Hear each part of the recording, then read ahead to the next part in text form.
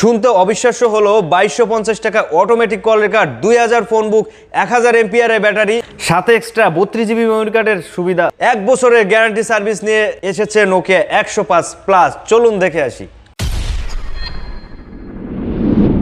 Hello viewers, আসসালামু আলাইকুম। আশা করছি সকলে ভালো আছেন এবং সুস্থ আছেন। আমি আছি আপনাদের সাথে, দেখছেন নোকিয়া বিডি ইউটিউব চ্যানেল। তো আমার হাতে আছে নোকিয়া 105 প্লাস। রিসেন্টলি এই ফোনটা বাংলাদেশে মার্কেটে এসেছে। এই ফোনটার আগে একটা রিভিউ আপনাদের দিয়েছিলাম, বাট সাউন্ডটা খুব বাজে ছিল, যার জন্য আজকে আবার নতুন করে রিভিউ করা। তো আজকের ভিডিওতে এই ফোনটার ভালো দিক, খারাপ দিক এবং স্পেশাল ফিচার সম্পর্কে আপনাদের সাথে শেয়ার করব। ফোনটা আনবক্স করলে আপনারা পেয়ে যাবেন কাঙ্ক্ষিত ডিভাইস, তারপর পেয়ে যাবেন একটা চার্জার, তারপর পেয়ে যাবেন একটা ব্যাটারি, এছাড়াও পাবেন ওয়ারেন্টি কার্ড এবং একটা ইউজার ম্যানুয়াল। তো ভিউয়ার্স, আপনারা অলরেডি এই ফোনটার আনবক্সিং ভিডিও দেখে নিয়েছেন। বক্সের ভিতরে আপনারা কি কি অ্যাক্সেসরিজ পাবেন। এরপর এই ফোনটার ভালো দিক, খারাপ দিক এবং স্পেশাল যে ফিচারগুলো, এটা আপনাদের সাথে এখন শেয়ার করি। আমরা একটা ফিচার ফোন যদি মার্কেটে কিনতে যাই, 2-3টা বিষয় লক্ষ্য রাখি। প্রথমত সাউন্ড কোয়ালিটিটা কেমন হবে, দ্বিতীয়ত ব্যাটারি ব্যাকআপটা আমরা কেমন পাবো, তৃতীয়ত নেটওয়ার্ক ক্যাপাসিটিটা কেমন হবে, পরবর্তী স্টেপে যে আমরা ব্র্যান্ডটা চয়েস করি। আমার এই ফোনটার যে ভালো লাগার দিকগুলো, sound quality crystal clear, 2G networking পাবেন, তারপরও সাউন্ডটা অনেক ক্লিয়ার। 1000 এমপিআরের একটা রিমুভেবল ব্যাটারি পেয়ে যাবেন, বাট এই ব্যাটারিটা দিয়ে মিনিমাম আপনারা নর্মালভাবে ইউজ করলে 3 দিনের মতো চার্জ ব্যাকআপ পাবেন এবং রাফ ইউজে 1.5 দিনের মতো চার্জ ব্যাকআপ পেয়ে যাবেন।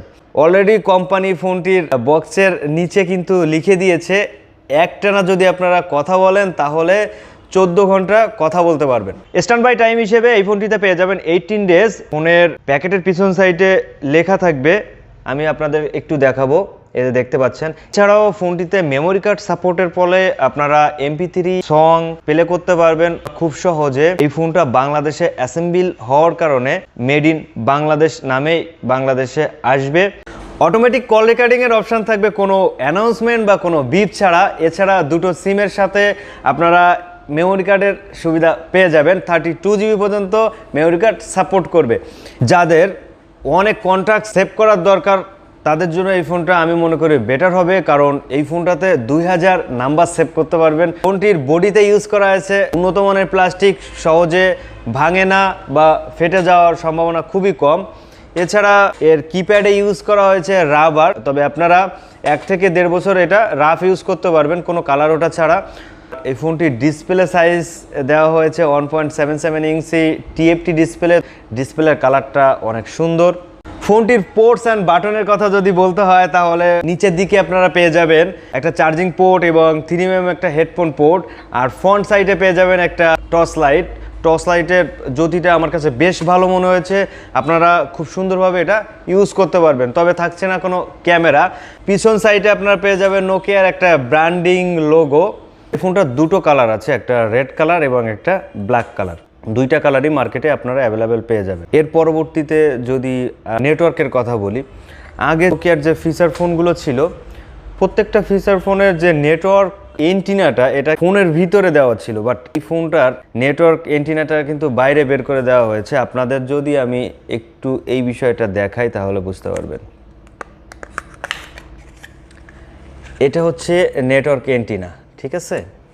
এটা আগে ভিতরে দেওয়া থাকতো, এখন বাইরে দিয়ে দিয়েছে। কজ এটার কারণে আপনাদের সিমের নেটওয়ার্কটা স্ট্রং ফ্রিকোয়েন্সিটা পাবেন। এই ডিভাইসটির আরেকটি ভালো লাগার দিক হলো 1 বছরের রিপ্লেসমেন্ট গ্যারান্টি থাকবে এবং ব্যাটারি আর চার্জারের 6 মাসের গ্যারান্টি থাকবে। যারা সাউন্ড, ব্যাটারি এবং নেটওয়ার্কিং এর বিষয়ে স্ট্রং চাচ্ছেন, তাদের জন্য আমি মনে করি এই ফোনটা বেটার একটা অপরচুনিটি হবে। ফোনটিতে ইউজ করা হয়েছে আগের সব ফিচার ফোনের মতো সেম টাইপের UI।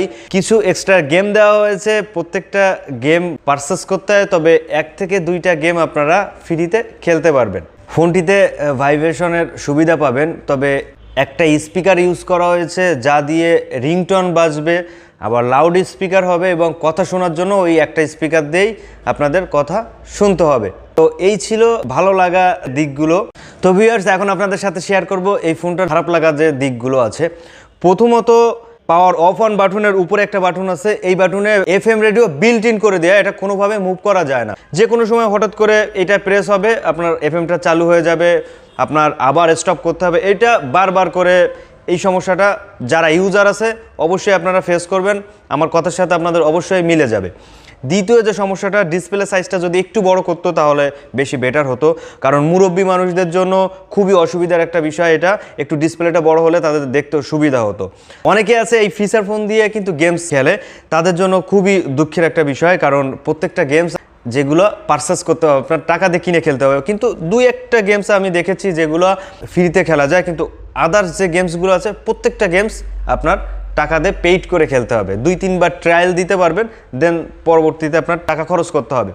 তারপরে এই ফোনটাতে যদি 2টা স্পিকার দিত, যেমন রিংটোনের জন্য একটা এবং কথা শোনার জন্য একটা, তাহলে আরও বেশি ভালো হতো। কারণ রিংটোনের যে বিষয়টা আছে আমরা ভালো পেতাম, কারণ এই ফোনটার রিংটোন সাউন্ডটা একটু কম, বাট কথা শোনার সাউন্ডটা অনেক সুন্দর এবং অনেক জোস। সব দিক বিচার বিবেচনা করে আমার কাছে ফোনটি ওভারঅল সব কিছু ভালো মনে হয়েছে।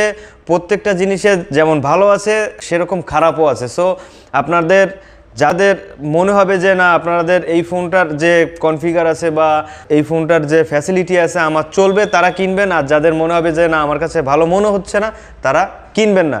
তবে আমার কাছে এই 3-4টা বিষয় ছাড়া প্রত্যেকটা বিষয়ই ভালো লেগেছে। ভিউয়ার্স, আরেকটা খারাপ লাগা দিক হচ্ছে এটাতে কল ব্লকিংয়ের কিন্তু কোনো সুবিধা পাবেন না, তবে কল আনলিস্ট করে রাখতে পারবেন। তো এই ছিল আজকের টোটাল নোকিয়া 105 প্লাস এই ফোনটার রিভিউ এবং ভালো লাগা খারাপ লাগা দিক। ভিডিওটি কেমন লাগলো আমার কমেন্ট বক্সে অবশ্যই জানাবেন। আর যারা আমার চ্যানেলে নতুন দর্শক, আমার ভিডিও যদি ভালো লাগে তাহলে অবশ্যই চ্যানেলটি সাবস্ক্রাইব করে পাশে থাকবেন, আর যদি ভালো না লাগে তাহলে একটা ডিসলাইক দিয়ে বের হয়ে যাবেন। যারা অলরেডি আমার চ্যানেলটি সাবস্ক্রাইব করে আছেন তাদেরকে অসংখ্য ধন্যবাদ। তো ভালো থাকবেন সবাই, সুস্থ থাকবেন, দেখা হবে পরের ভিডিওতে।